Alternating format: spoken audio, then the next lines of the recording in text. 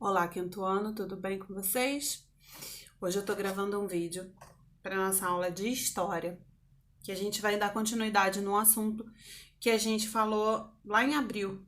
A gente falou do descobrimento do Brasil, a gente falou como que aconteceu, que Pedro Álvares Cabral chegou aqui, mas que outras pessoas já tiveram estado aqui antes, que foi uma expedição, né? Que ele estava tentando achar novos caminhos para as Índias, mas chegou aqui e aí começou a colonização portuguesa. Falamos também do contato deles com os índios, falamos sobre isso tudo. Então, agora em história, a gente vai dar continuidade a isso. O que aconteceu depois do descobrimento? Como é que foi? Né? Então, a gente vai falar sobre as expedições de exploração e sobre a ocupação das terras conquistadas, né? Porque Portugal tomou conta da terra, o rei de Portugal tomou conta daqui do Brasil, mas ele precisou colonizar o Brasil. O que é colonizar? Trazer pessoas para que o Brasil pudesse se desenvolver e chegar ao país que nós temos hoje. Então, nós vamos falar um pouquinho lá naquela época de 1500, como que isso aconteceu, tá? Assim que eles chegaram aqui, em 1500, Portugal não foi colonizando direto a terra, não foi colonizando o Brasil diretamente. Ele primeiro observou, viu tudo que tinha, as riquezas naturais, as riquezas minerais, porque esse era o interesse dele, né? Porque já não estava dando muito lucro a troca do comércio que ele tinha com as Índias nas especiarias, então eles estavam querendo uma nova forma de lucro, essa foi a verdade. Então, só depois de um ano que já havia sido descoberto o Brasil pelos portugueses, que os portugueses tomaram posse da terra, em 1501, né, depois de um ano, que eles começaram a fazer as expedições exploradoras para explorar mais o território, conhecer o que tinha mais no território e ver, decidir dali para frente qual seria o futuro desse país, o que eles iam fazer ou não, tá? Então, em 1501, chegou a primeira expedição exploradora aqui no Brasil. Tá? Ela era comandada por Gaspar de Lemos. E essa expedição deu nome a alguns acidentes geográficos. O que é isso? Algumas partes da nossa terra que eles avistaram e deram nomes, como por exemplo, a ilha. Onde eles chegaram, eles deram o nome de Ilha de São Vicente.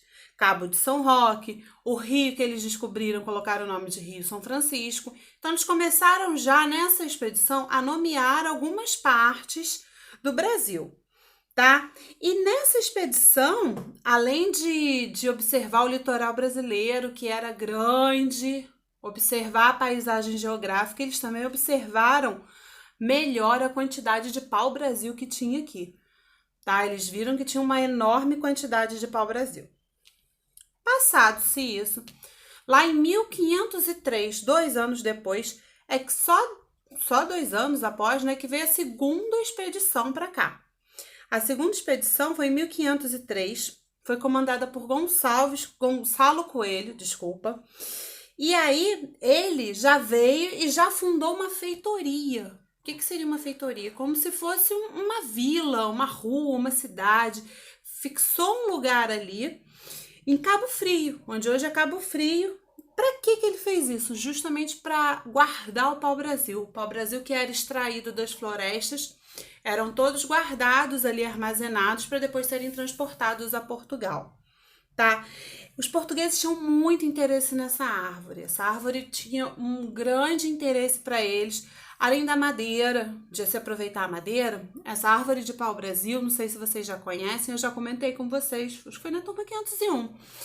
Foi alguém que me falou que já viu a árvore de pau-brasil. Quando a gente corta um pau-brasil ao meio, parece que a árvore sangra. Porque dentro dela tem uma tinta muito grossa, vermelha, um vermelho vivo, né? E essa tinta era muito importante, porque naquela época não tinham tintas sintéticas, ou seja, fabricadas, feitas em fábricas. Não, era tudo natural. E essa tinta do pau-brasil era muito usada como corante para tecidos, até como tinta mesmo para escrever, porque eram aquelas canetas que eles usavam para escrever que precisavam molhar na tinta. Então, o pau-brasil era uma coisa que gerava bastante lucro. Então, a primeira coisa que os portugueses queriam aqui era o pau-brasil. Tá? Então, foi feita essa feitoria em Cabo Frio para depois transportar o pau-brasil para Portugal. Passamos de 1503, né? Continuando essa exploração, os indígenas acabavam ajudando nessa exploração do pau-brasil, eles sabiam onde tinham, ajudavam a cortar, ajudavam a transportar. Então, o trabalho mesmo era feito pelos indígenas. Não era ainda considerado um trabalho escravo porque era na base da troca. Através desse trabalho, os indígenas ganhavam objetos que eles já tinham. Coisas simples, que para a gente não teria valor nenhum, mas que para eles eram novidades, como tecidos, espelhos, colares de miçangas, essas coisas assim, que para eles era novidade. Então, a troca de trabalho era feita através disso, tá? Só que aí, com esse negócio do pau-brasil, Portugal explorando o pau-brasil, despertou interesse de outros países da Europa, né? Outros países ficaram interessados nessa riqueza. Como chegar numa terra tão grande assim, tem pau-brasil, e aí, né, muitas pessoas ficaram de olho. Por isso, Portugal começou a ficar preocupado em perder essa riqueza, em perder esse continente, e começou a realizar várias outras expedições. Depois dessa expedição, que fez a feitoria de Cabo Frio para armazenar o pau-brasil e mandar para lá, Portugal organizou uma expedição chamada Expedição Guarda-Costas, tá? Que era com o intuito de trazer as pessoas para cá para ajudar a policiar, a tomar conta do litoral brasileiro, tá? Essa expedição Guarda-Costas, ela foi feita 2 vezes por Cristóvão Jacques. Foi feita no ano de 1526. Olha só quanto tempo depois, né? Então, deu bastante tempo dos outros países europeus visarem o que tinha aqui. Por isso, né, Portugal viu a possibilidade de perder essa riqueza e aí fez essas outras 2 expedições. 1526, ele mandou Cristóvão Jacques até aqui para ver o litoral, para tentar montar guardas em todo o litoral para evitar invasões. E depois, em 1516 e 1526. Essas datas vocês não precisam guardar não, tá, gente? Só para vocês saberem cronologicamente como que aconteceu. Então, em 1516 ele veio, 10 anos depois ele voltou.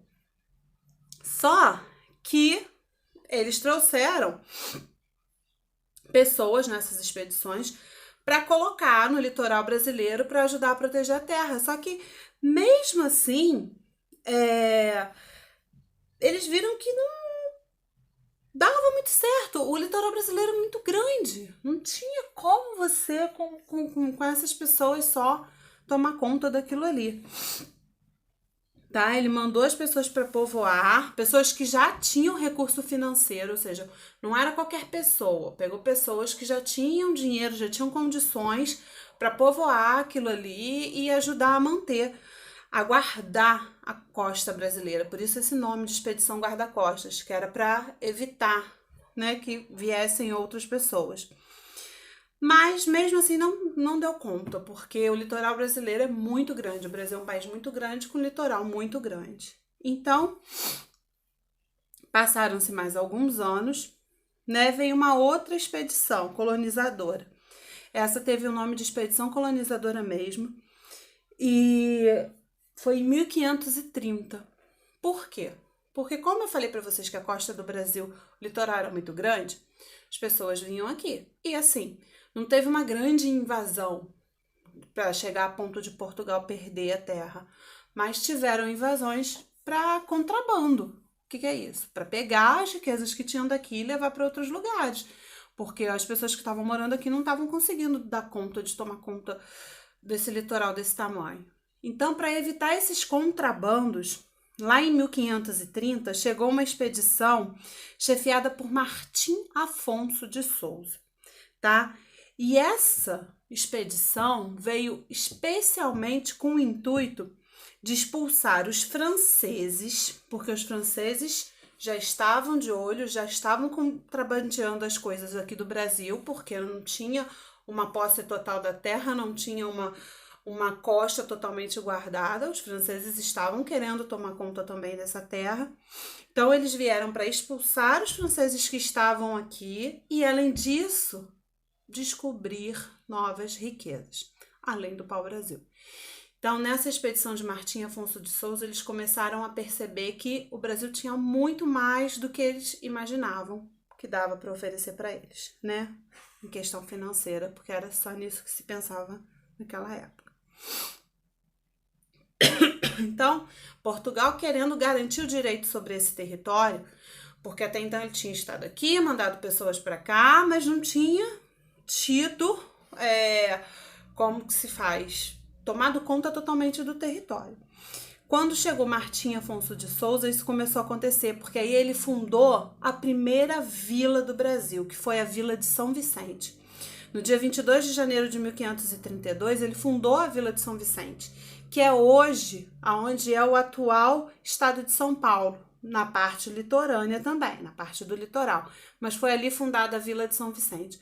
A partir dessa fundação da Vila de São Vicente, o Brasil começou a crescer. Algumas casas foram construídas ali, uma igreja foi construída, até uma cadeia foi construída para prender os malfeitores.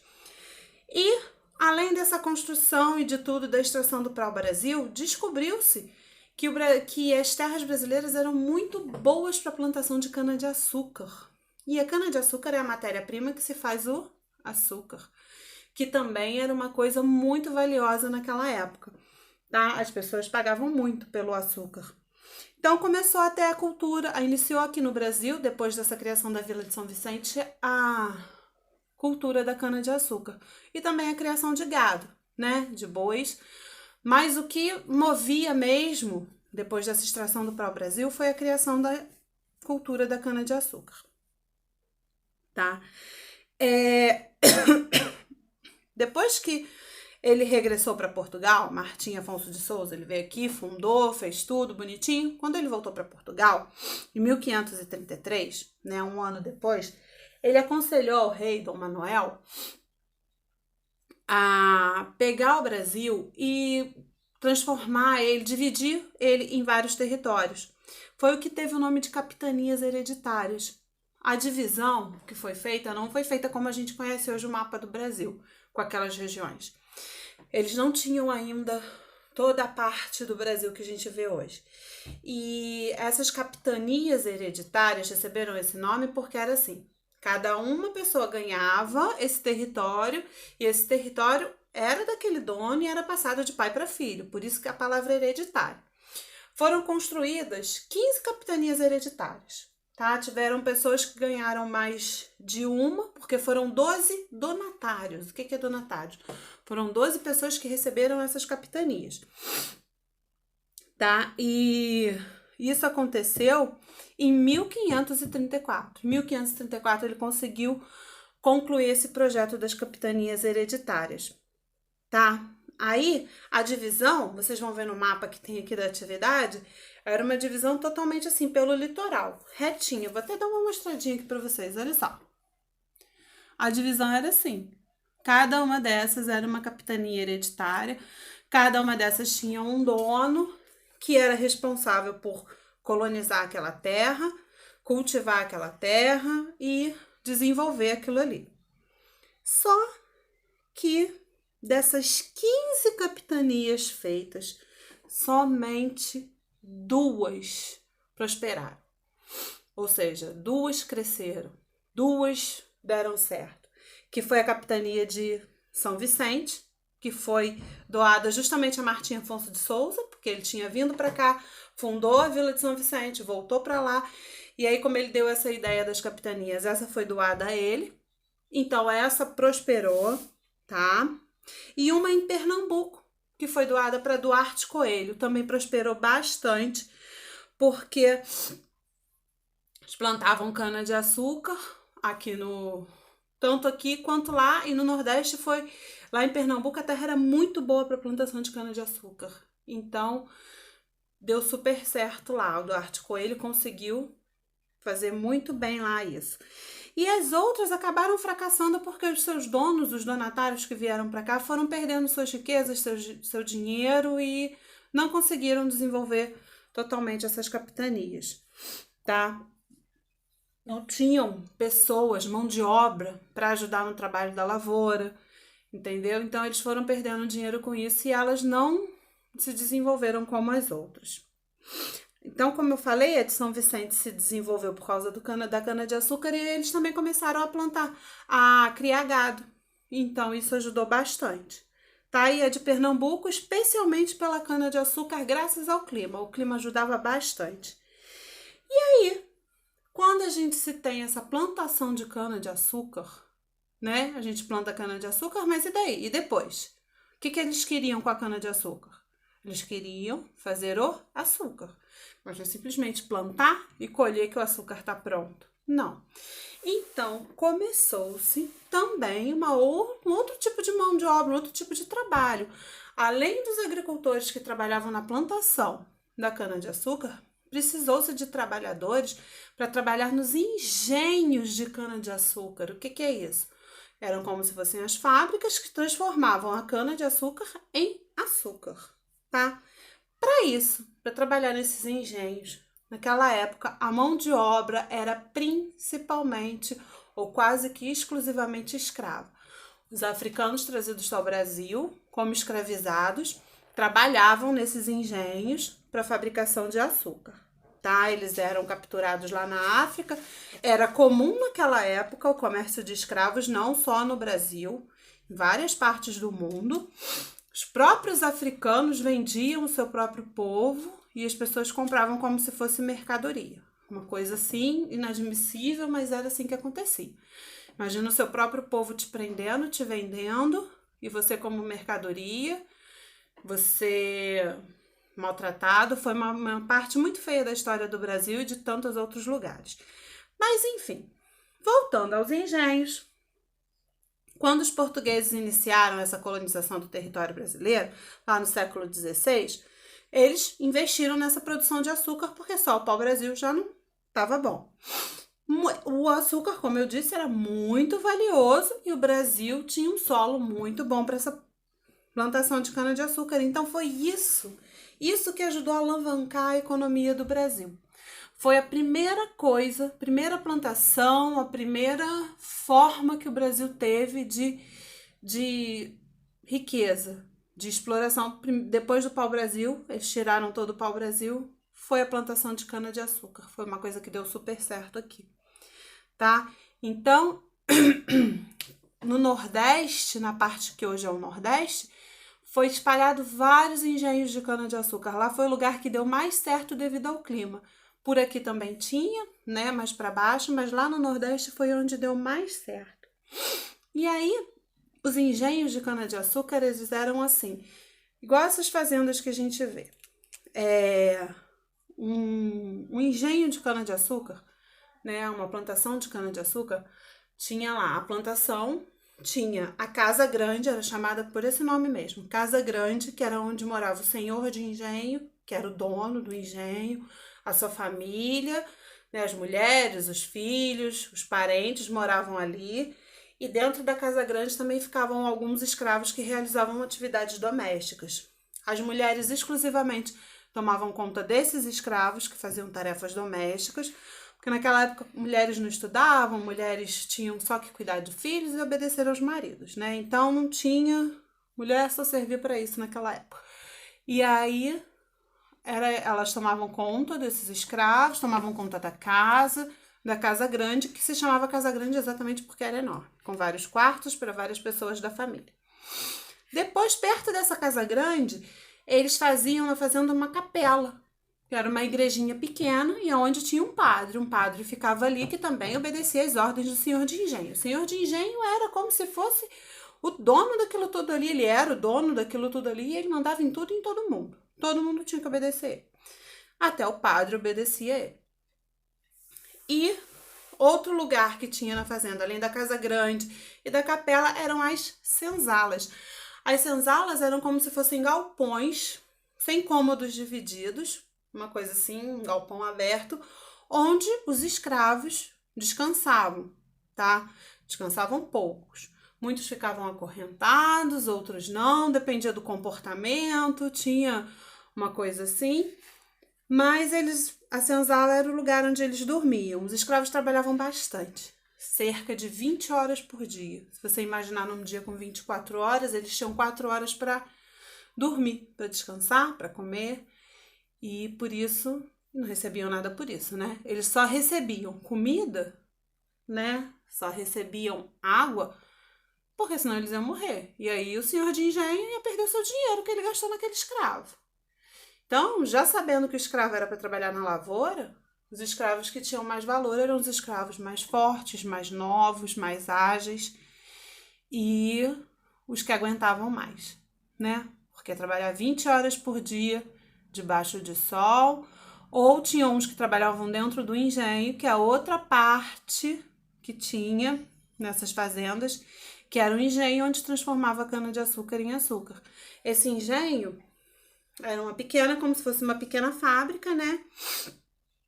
Nessa casa tinha máquina para moer cana, uma máquina que não era motorizada, não existia motor nessa época. Ela era manipulada manualmente pelos escravos.